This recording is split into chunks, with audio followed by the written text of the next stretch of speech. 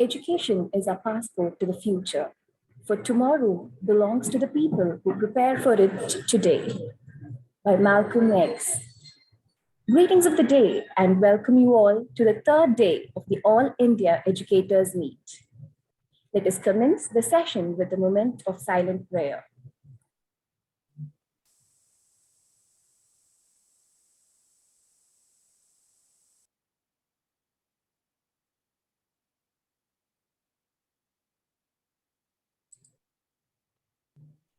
I cordially welcome one and all to the sixth technical session titled Engendering Inclusive Education in Mainstream Schools. With utmost pleasure, I welcome our eminent management body, academic council, and with regards and goodwill, welcome all the principals, academicians, and delegates.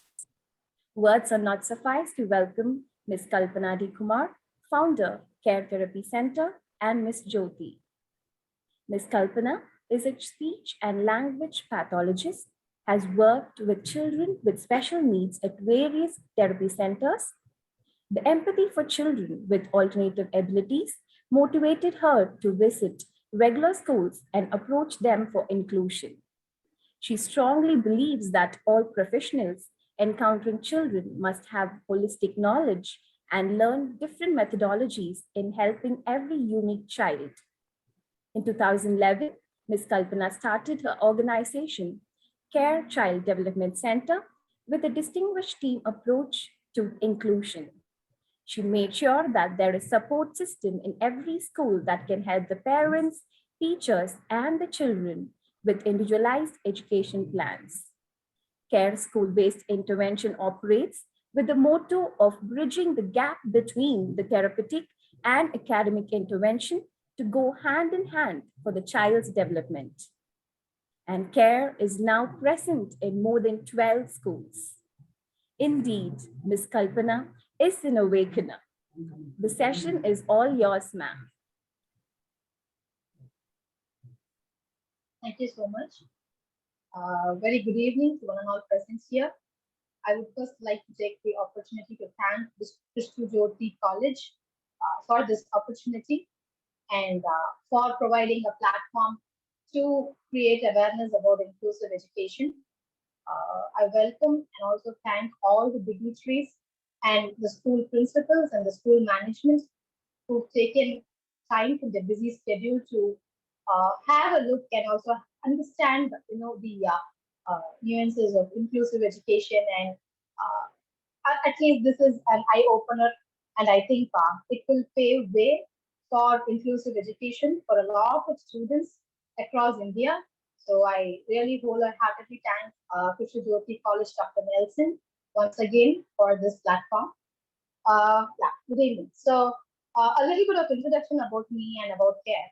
So Care Therapy Center, as I said, was started in 2011, and I was a speech language pathologist, a fresher at that time.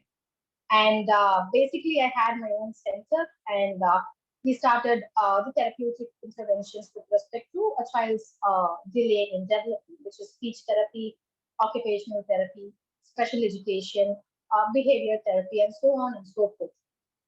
So we always had parents coming in, doctors referring parents to us, and then they come in, and then they, always have this thing for acceptance first. So it is very difficult as a parent, and most of us are mothers here, and also parents. So as a parent, initially, as a first stage, it is extremely difficult for them to first accept, and then comes understanding, because until or unless we are in the shoes, we don't understand how much it bites. So that is how it is. So the parents do accept, but then comes understanding. So when it is understanding, it is very difficult to understand what is autism, what is ADHD, what is learning disability, why is the child not able to talk, or why is the child not able to write, or why is it that the child is throwing tantrums and having behavioral problems.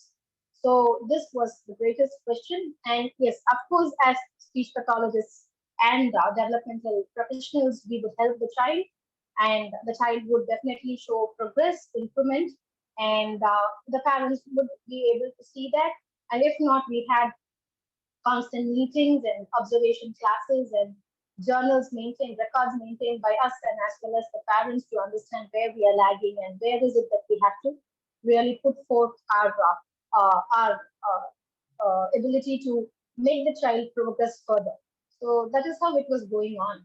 And one day there was a parent who came and asked me that, Kalpana, this child is a very high functioning child with autism spectrum. He was an Asperger's. He could recite tables up to 50 when he was 3 years old. And he could really write very fast. He was hyperlexic. And the child could also read anything and everything that is written on the hoardings and boards and things like that. But when it came to sitting in a place, he did have a difficulty with that. When it came to talking to us, when it came to communicating with us, socializing with us, he didn't have a problem. So there was nothing for us to teach the child as such with respect to academics because he already excelled in his IQ level was somewhere around 140. So we really didn't have anything to teach him. But all that we had to do is try to make him communicate with us. And he was slowly progressing on that as well. So there was this parent who came one day and she had told that he was in a normal play school and she was very happy. She knew that the child will be accepted because he already has a high IQ. But again, it was a challenge for the teachers, for the management because he would not sit in a place. Probably sometimes he would throw tantrums because they will not understand. They don't understand what he's trying to communicate and things like that. So that is when the parent came to me and told, Kalpana, you and I know how he communicates. You and I know when, what makes him sit in a class. And of course, though the teachers know about his IQ level, but they're not able to do anything with him because he's not sitting in a class. He's not, he's roaming around in the class. And of course, it's going to be a disturbance for other students. So what do we do about it? So that was an eye opener for me that we started CAD inclusion services. So I went to the school and I was speaking with the principal. I had the opportunity to meet this wonderful lady who was open for new ventures, who was open for thinking out of the box. And she said it's okay if children don't fit in. Not everybody has to fit in, and not everybody can be judged for the same scale of assessment when it comes to education. So I was lucky that this was my first school. So I went there, and then when I spoke to her, she told me she was very open. She told me, we are not equipped. We do not know how to handle a child with special needs, but we want to include them. We want to educate them. So she told me, I'll give you one opportunity. You come to our school, you sit with this child, we'll learn from you. So that is one thing that was a great eye opener for a lot of parents and teachers, I should say. So my professor always tells me, Dr. Mohan Kameshwan from Madras ENT Research Foundation, he's a famous ENT surgeon. Almost the entire world knows him for his cochlear implantation and other surgeries. So he always tells us that being normal is never normal. So we never know how normal we all are, is it not? So we never know what is normalcy when, yes, you and I or we all know how to talk or how to present ourselves.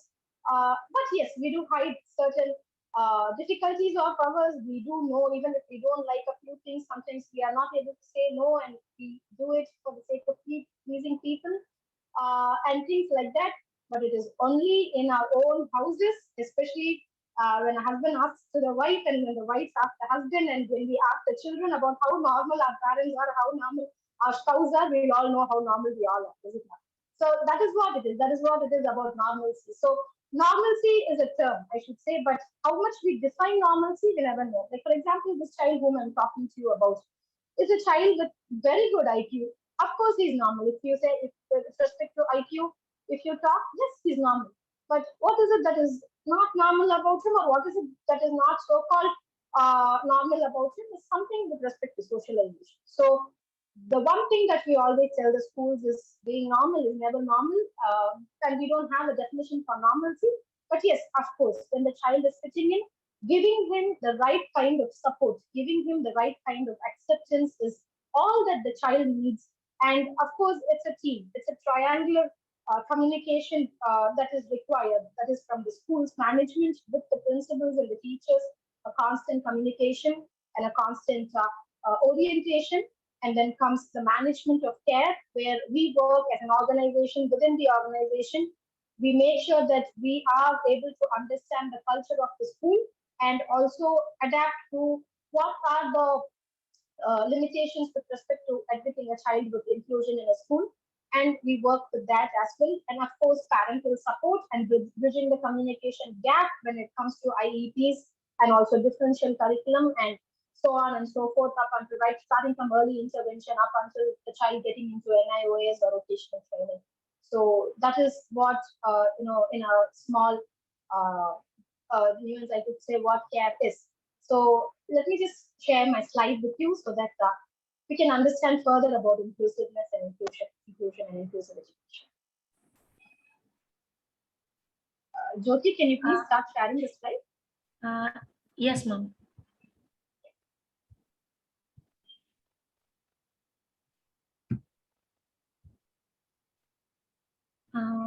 Ma'am, can you please know who's the host of this meeting, ma'am?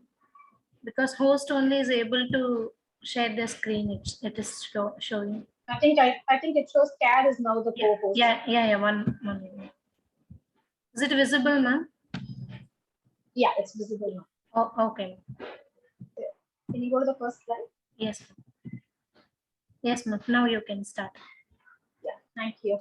Yeah, so all about inclusive education in mainstream schools. Now I know it is not easy. It has its own challenges. It has its own limitations. There are a lot of practices in the school. There are a lot of ventures in the school. And when having inclusion as a part of the school, what is it that we might face, and what is it that we can do to make inclusion successful? Here in Chennai, inclusion has been very successful. We've been running it for the past 12 years. And every year I don't take more than one school because I make sure that I understand the school's need and also what is it that is required. And then we take it forward step by step. And we make sure that, the child is also comfortable, the school is comfortable, the teachers are comfortable with the children. And also our team is always there to handhold at any given time so that it is easier for the management to take decisions when it comes to children with difficulties in inclusive education and inclusive in a mainstream school. Next slide, please, Jyoti.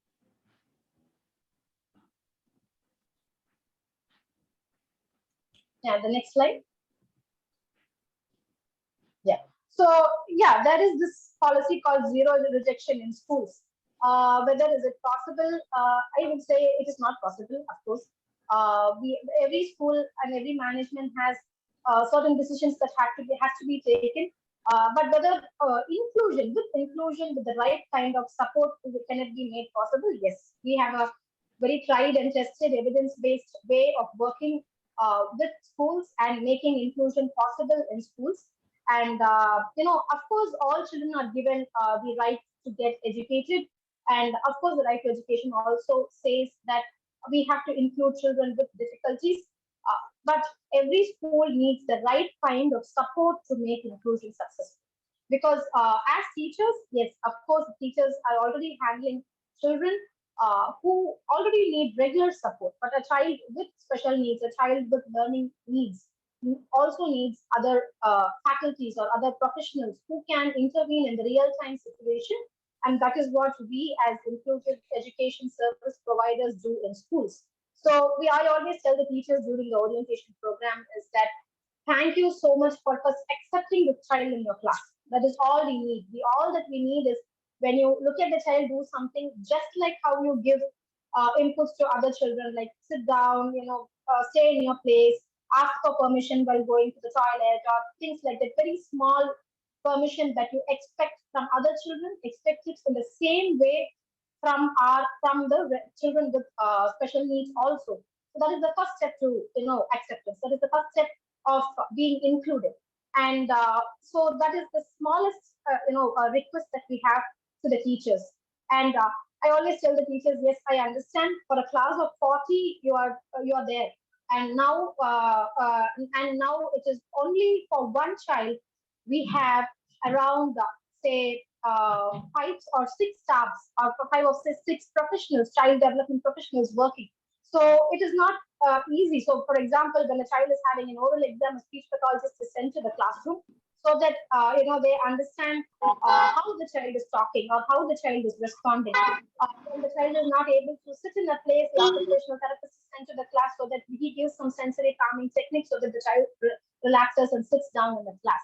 Now again, these professionals cannot be there full time in the classroom. So we also do provide shadow teacher assistance or facilitating teacher assistance in the classroom so that the child has the time that is required for him, which is again overlooked by the regular teacher in the classroom. Next slide, please, Jyoti. Yeah, so what is the objective? Of course, education for all and protection of rights. Yes, there is child rights and there is right to education, but the schools also say when I go and approach schools, they say, Kalpana, we are not equipped. We don't have a special educator, or we don't have a special educator who knows what is inclusion or knows how to run inclusion. So, of course, the right kind of support is required, and whether what kind of response can the child give. So, we all know most of the schools have seen this picture outside the school, which has all the different kinds of animals, and then they are judged by their ability to climb a tree. So whether it is the same or whether it is the right way of assessing a child, again, yes, sadly it is not. But this is the way we've been doing it for many years. And now a lot of schools are coming up with a lot of different changes, a lot of alternative response systems and assessment methodologies, which is especially post-pandemic. I think a lot of schools have started understanding that it is required that an alternative response method or an assessment method is required to understand what a child knows and what a child can do. So, of course, we need to understand what is the skill of the child and also to improve the quality of education. Every school is going to have to give their best with respect to quality of education. But when it comes to inclusive quality of education, whether do we have the right kind of materials, do we have the equipment that is required to handle a child, whether do we have the professionals to handle the child is what as an objective we try to tell the schools and implement in schools as well.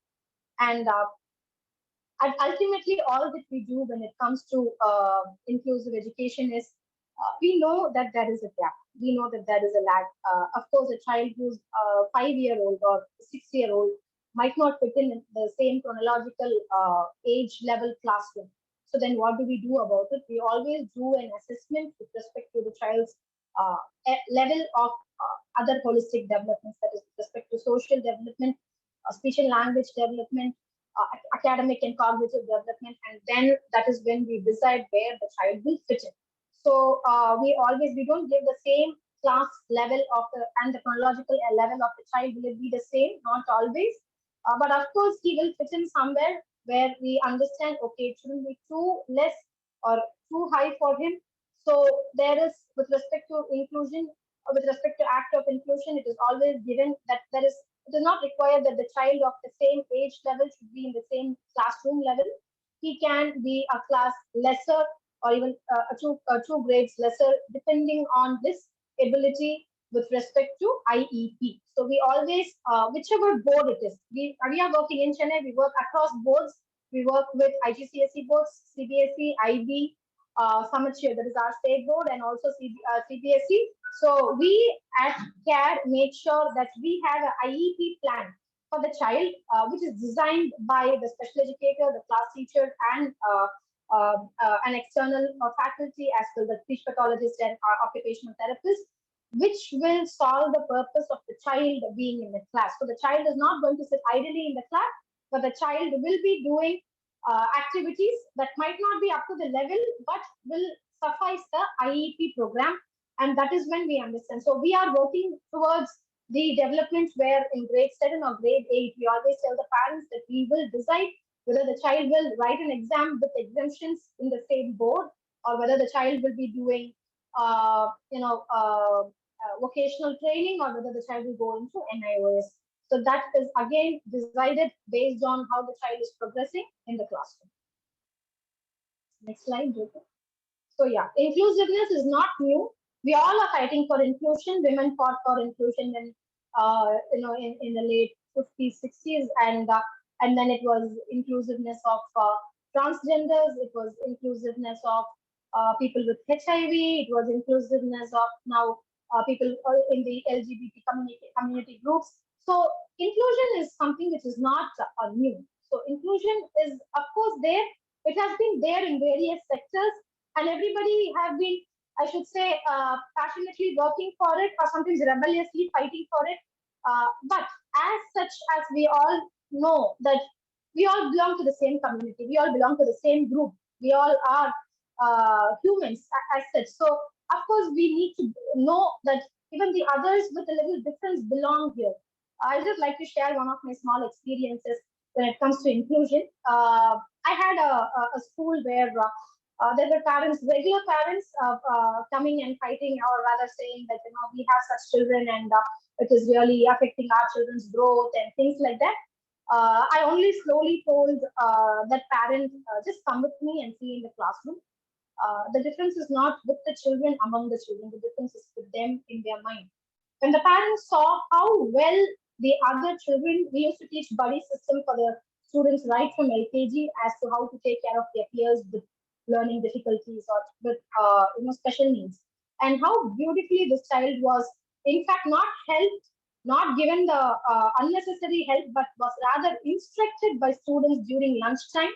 So they would say, Akshay, take your bag, now open your bag, now spread your lunch towel, now what do we do next? Things like that. And I think that child, who was in the normal mainstream, had handled this child with special needs much better than a therapist, much better than a professional, I should say. And this child was very willing, the child with special needs was very willing to listen to him, was very willing to understand, and he was more attached, and he was showing more of interaction with his regular peer group than with a professional, than with an adult. So that is when the parents start understanding, yes, it is a very long way to go. We do have a lot of challenges which we don't allow the management to face. We face it. We say we are there, we will talk to them. Because the way in which the other parents will have to understand is also the way in which we have to actually handle the children in the school. The way we look at them is the way the society will look at them. So that is why we always take up challenges, and we are always there to face challenges when it comes to handling even the regular parents. We do have orientation programs for regular parents in school. And once I had when I started having this orientation program, this orientation program was one of the protocols or ideas after we faced these challenges. And now I should say there are a lot of parents who have recommended us in other schools for inclusive education. Who the mainstream parents have started recommending us for inclusive education. One more experience was we had an extempo, and there was this seventh grader who was talking about, there was one for and against inclusion. That was the topic that was given to our students, and we found that when it came to for inclusion, there was one boy in grade 7, and he told, "Do you know which country has less number of old age homes?" And of course, in I being in the field of inclusion, didn't know that, and then he said Canada. And then when we asked why and things like that, he said because there are more inclusive schools in that place.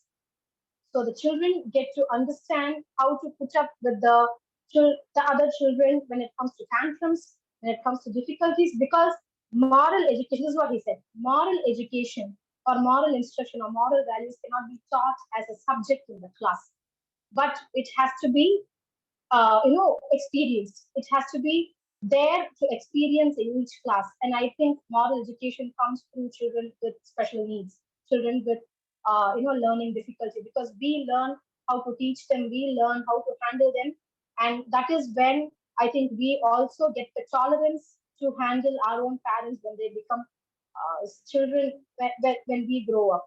That was very beautiful, and it was very, I should say, very overwhelming, very emotional to see that, extremely emotional to see that.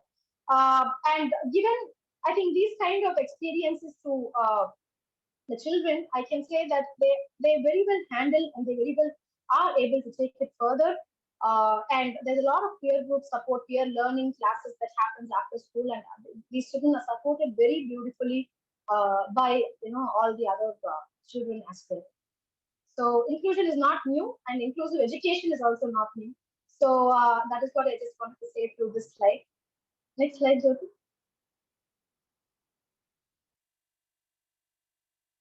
Yeah. So this is what I was just talking about: cooperative learning, peer tutoring. Time out learning is where if the child is not at all able to follow either the IEP curriculum or even the school curriculum, then we have time out learning or pull out learning, where there is complete one-on-one instructions or therapies that happens within the school, which is also required for the child. That happens so that if the child is not at all able to do math, or if the child is not at all able to do a specific subject, the child is not going to sit idly, but the child is going to go for a therapeutic intervention, or the child is going to go for a remedial class and do the known concepts. So that is how we also do time out learning or pull out learning, so that the period of 7 or 8 periods that is there in the school, there will be situations where a child's level, even with respect to IEP, is not up to the level of the grade or even a grade lesser or a two. So that is when we do a lot of time out learning or pull out learning, and that does help children, and it helps to bridge the gap. It helps to bridge the gap. So that's what it is. Next slide, Jyoti.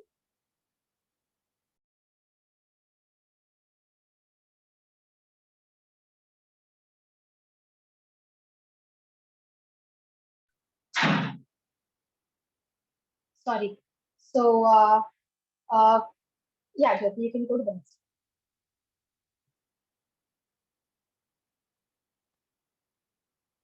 So yeah, when it comes to the process, so what we do when it comes to schools, of course, initially when I started, as I told, there was one principal who really wanted us to start inclusive education, but the children cannot be dumped in the same school. Now, one more aspect is that there are special schools all over India, all over the world. There are special schools, yes, but are there special colleges? No.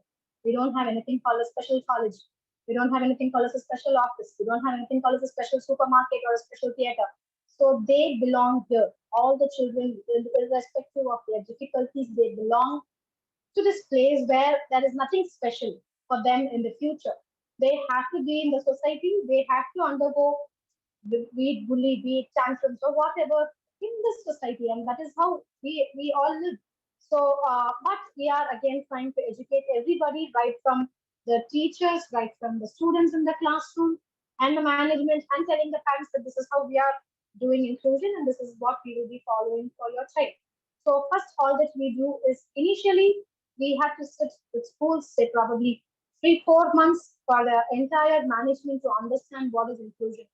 But nowadays, especially in Chennai, the inclusion program is almost there in, I should say, every place in Chennai. So initially, there used to be only 2 schools in Chennai where all the children from different parts of Chennai would come only to the school. So, but now, thankfully, we have in Chennai, if people know Chennai, you have one school in ECR which has inclusion, you have school in Egmore that has inclusion. So, right from north to south and also east to west of Chennai, we've covered, and we're very proud about it, and we're very thankful if there are schools where I'm working as well in the forum. Thank you so much for giving that opportunity, and it was made possible only by the authorities of the school when they thought, yes, we have to think even for children with difficulty because they are part of the society and they need recognition. And since they are also able to do things, but in a little different way, that is all that is required. And with the support of a team that knows what is inclusion, it is definitely possible. So that is what is the process all about. So first we talk to the management, we do presentations, we do awareness raising programs, and then we also tell the parents that yes, now we are inclusive. And then if the word spreads and then the inclusive parents also start joining, we have a proper analysis, assessment, screening, evaluations done. And then the child is taken in, and then we do a lot of peer support activities, workshops, and then we do have a proper system where we create goals, plans with respect to whatever is happening simultaneously with your classroom. So be it the lesson plan of the school, the lesson plan of the child is also ready, be it the term report of the school, the term report with respect to IEP and progress is also there. So the parents meet of the school, the parents meet when the children comes to the parents come to the parent meet. They do meet the class teacher along with our team. So everything goes together with however the school works with. So that makes things easy. So even the shadow teachers who come in, they follow the exact same rule of that specific school. So we make sure that that is what is uh, given to the school, and making them understand. So we do develop a lot of protocols that make sure that things are put in place, and that makes sure that inclusion is made easy, and it is not going to be a difficulty for anybody, for the management, for the parents, or for the organization that is running them as well. So continuous teacher training programs happen. We start from early intervention, and then we go up until storytelling, understanding NIOS, vocational training, understanding what is IEP, what is an integrated, a therapeutic classroom approach, and things like that. So we do continuous workshops, thanks to pandemic in a way, because now that all the schools that we work with come together online. So sometimes before we had to go for each school, repeat the same workshop. So now the teacher workshops and our shadow teachers and therapist workshops have been made easy. So we do have a lot of offline workshops for sure, because certain things have to be face to face.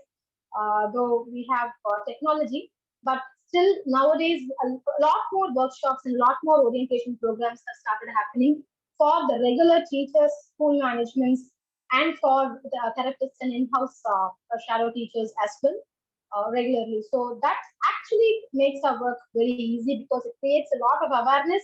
A teacher sometimes knows much better as to how to handle the child, and also a lot of exchange of thought process and ideas are happening, which is wonderful to look at, because sometimes a teacher might also feel that I might be judged if I'm going to handle this child, or I might be judged in the way I'm taking the class.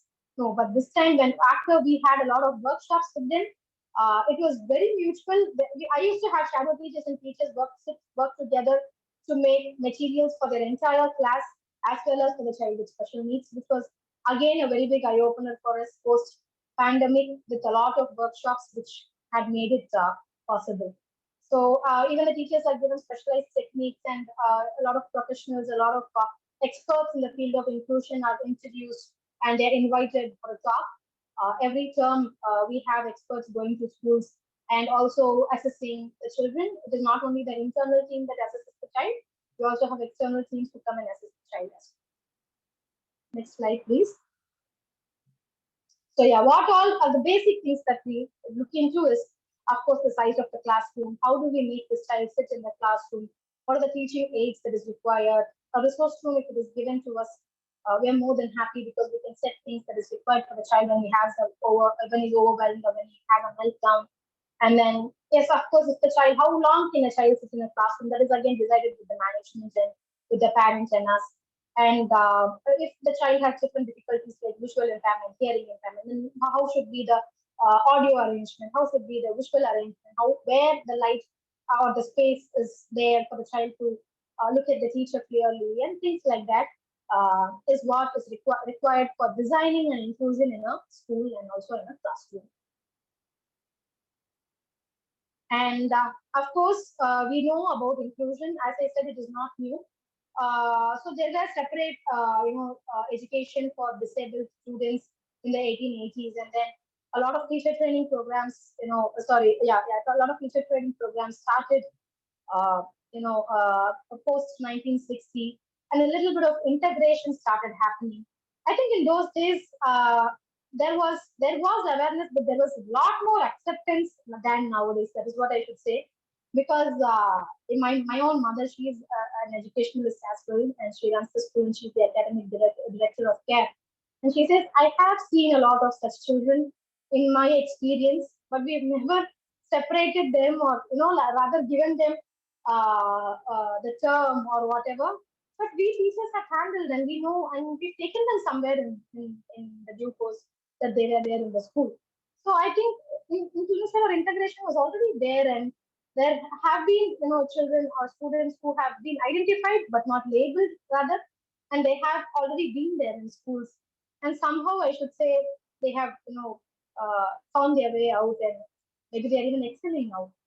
So and then came RCI, and Rehabilitation Council of India, who started having a lot of understanding about inclusion to schools, and then programs were set for how should inclusive education be with respect to different boards. So CBSE had a different inclusive education structure, and then comes to state board, it has a different inclusive education structure. But everybody talks about one thing, that is inclusion, and that is acceptance, and about at least 2% of the school will have to be inclusive. And again, when you see SSA has also started inclusion in the year 2000, and a lot of government schools do have resource rooms and special educators who started inclusion in the government sector. And now, making all schools disabled friendly is something that we in our organization is our mission, and we are working towards that. We are working in other parts of India as well from coming academic year.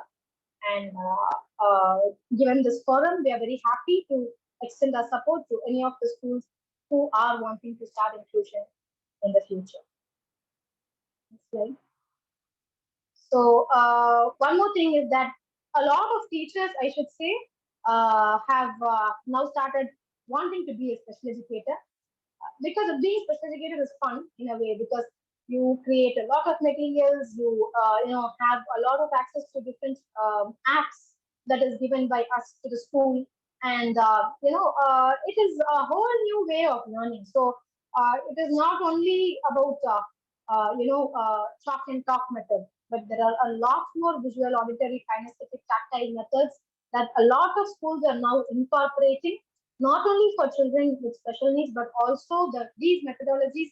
When the teacher and the shadow teacher and special educators talk, they exchange a lot of ideas with respect to what are the different art methodologies which we can use for children in the regular mainstream classroom along with children with special needs.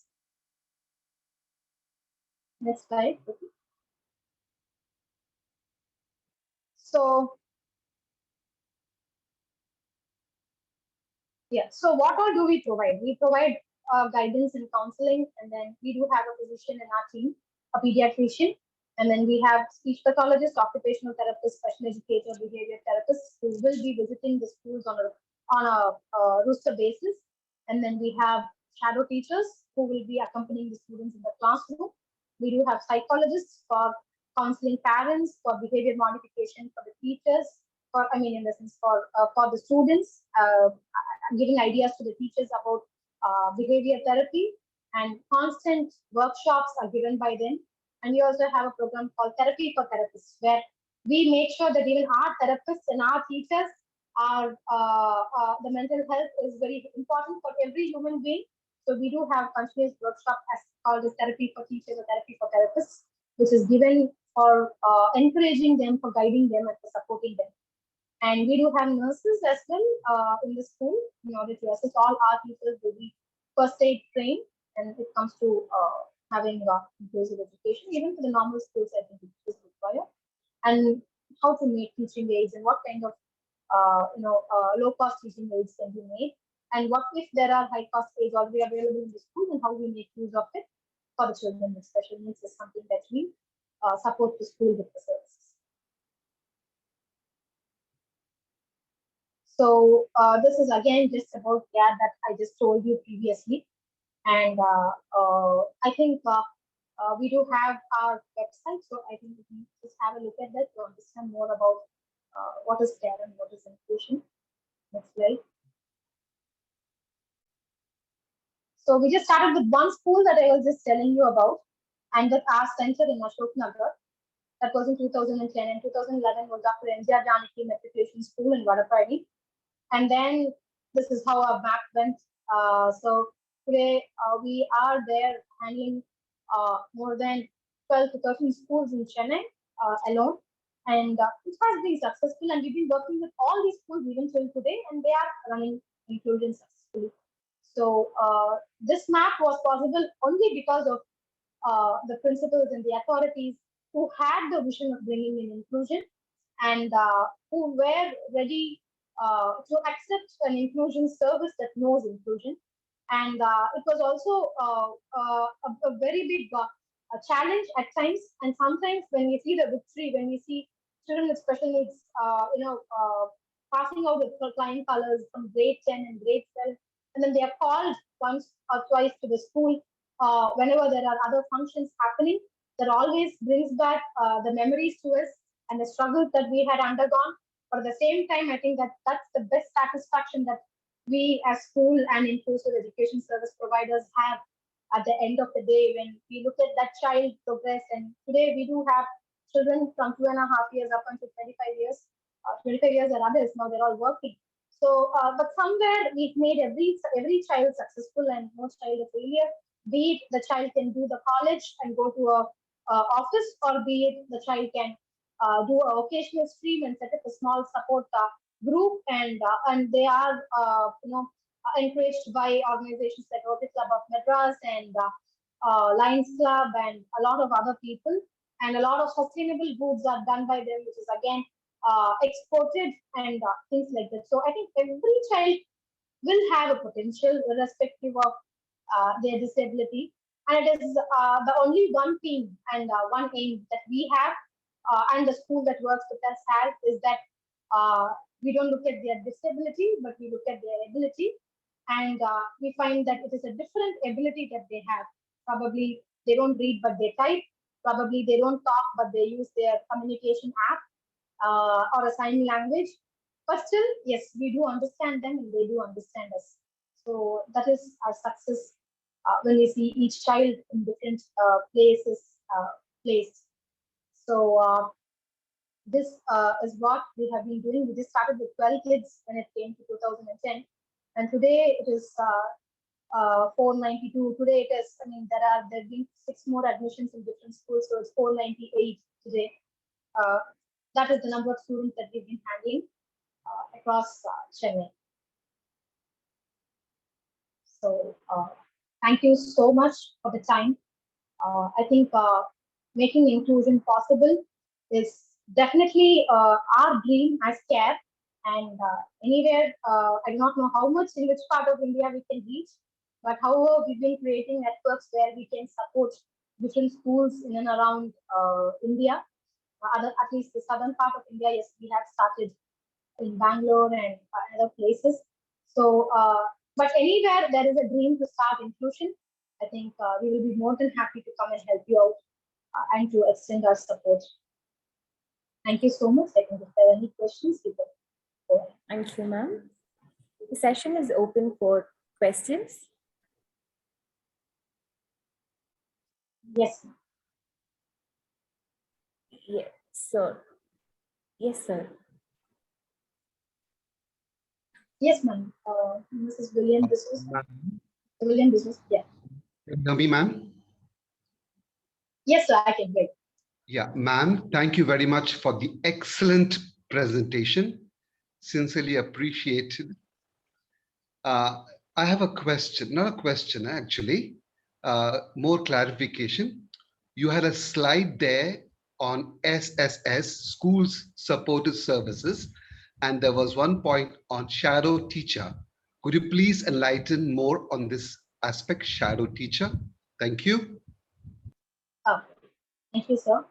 I should say we do have shadow teachers who are even students who just finished their grade 12, or they can be even, postgraduates or graduates. We do have a specific program that teaches about classroom intervention and the support that is required for specific difficulties in the classroom. So that is what a shadow teacher does.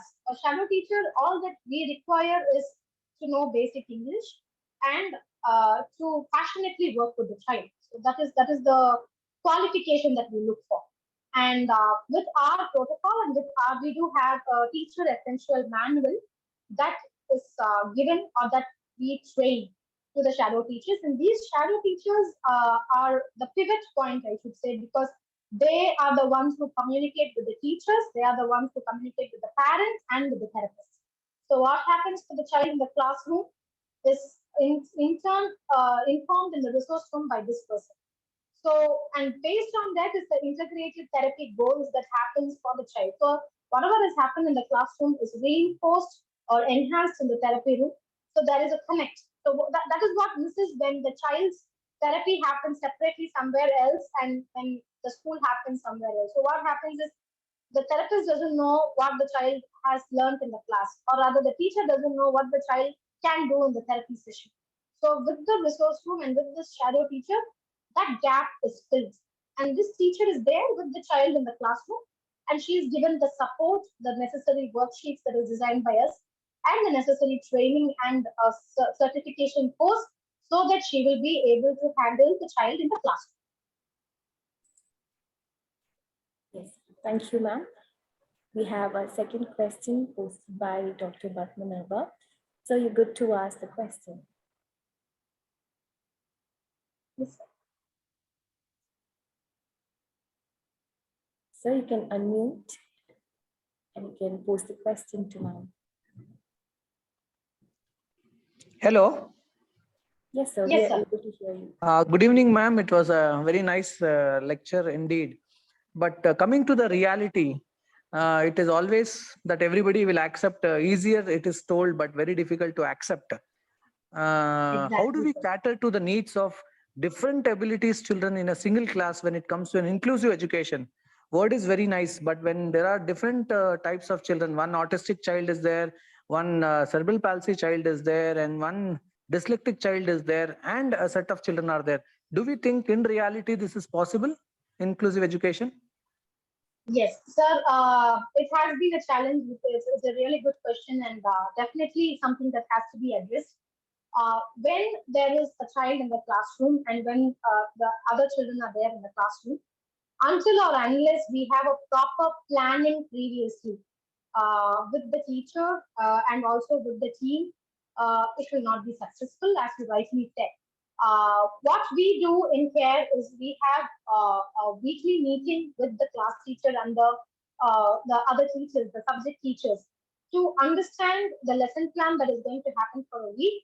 And then we create a plan previously. So, for example, now the schools are starting in June. We don't have too much of holidays in CARE. That is fortunate and unfortunate in a way, because a lot of our shadow teachers are just given a week's holiday, not more than that. But what happens as such is that when there is a proper planning, when even if it is and we don't, another thing is, we try to maintain the ratio. Maximum of 3 students and 1 shadow teacher is what is the ratio that we maintain in most of the schools in Chennai. And we do not exceed that. So that is number one. So that is one point where we are clear. Okay, I have child X, Y, Z, and X needs this kind of an IEP. Y has this IEP and Z has this IEP. And now with this, the teacher, the shadow teacher, and the professionals once in a week, at least for 20 to 25 minutes, have a meeting so that the teacher says that yes, this is what I'm going to do in the class. But when it is happening, if your child is not able to understand, as I said, if the child is a very low level, then the child is taken for the pull-out class, sent to the pull-out class. Then there is other two who will be doing the IEP. Now, this can keep altering and varying, for which we always try to have a proper plan ahead. And if we find that the child's gap is increasing, then yes, we always have a complete transition program where the child will go to the classroom only for the extracurricular and co-curricular activities. But if we find, yes, what IEP we have set, whatever the teacher's expectation with respect to that IEP, the child is meeting, then that kind of worksheets are given to the children. The explanation happens as a whole in the classroom, but when it comes to writing and things like that, we already are planned and prepared. So we give only that to our children with the shadow teachers in the class. Yes, thank you, ma'am. As we approach the closure, I would like to thank Ms. Kalpana D. Kumar for rendering an insightful session on the significance of inclusive education. The session provided the vital awareness necessary to handle children with difference, their early identification, their assessment, and importantly, to change the perspective of the society about specially gifted children. We thank you heartily for the acceptance and rendering an insightful session, ma'am. Thank you. I hand over the session to Ms. Madhu Dhruv Kumar.